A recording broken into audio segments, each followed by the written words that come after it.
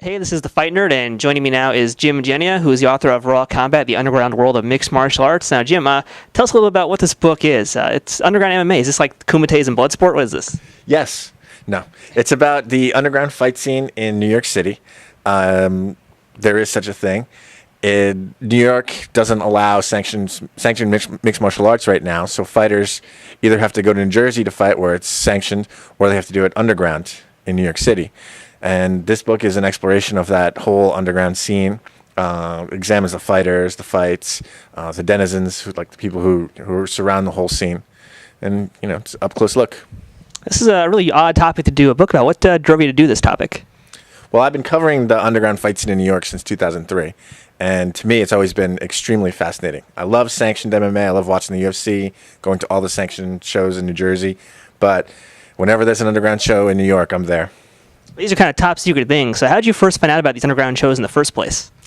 In 2003, a local fight coach named Steve Katz had a bunch of fighters that were going to fight at an underground show, and he told me about it. He said, "Jim, you want to come with us?" So I said, "Sure." And I paid, the ticket at the door and didn't tell anyone that I was a journalist. Took secret notes, took secret pictures, and wrote about it. And ever since then, I've been welcome at these shows. What's been the reaction so far to this book? 'Cause again, it's a topic that's a little bit controversial, underground MMA, but how have fans and people reacted so far to it? People that have read advanced copies love it.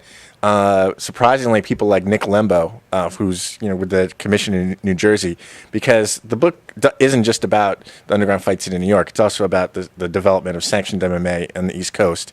And according to Nick Lembo, this is a great historical text on the growth of the sport here. So far, everyone's loved it. No one's sent me death threats. Time will tell. Still early.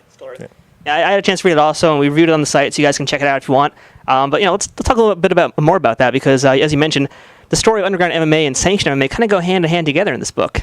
Yeah, in New Jersey, there was a show called Bama Fight Night, which was run by Big Dan Marigalato, who's a referee for the UFC and for the New Jersey Commission right now. And his show was the only show around for the longest time. There weren't sanctioned events in the Northeast. So Big Dan would hold these underground shows, and people like Matt Serra, Nick Serra, Phil Baroni, they had their first fights at these events.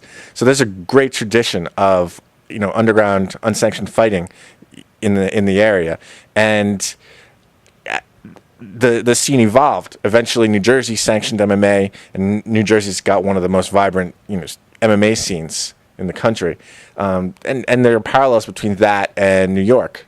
New York right now is where New Jersey was back in 2002, 2001. So hopefully New York will get on board, and you'll see an even further evolution. Hopefully, yeah.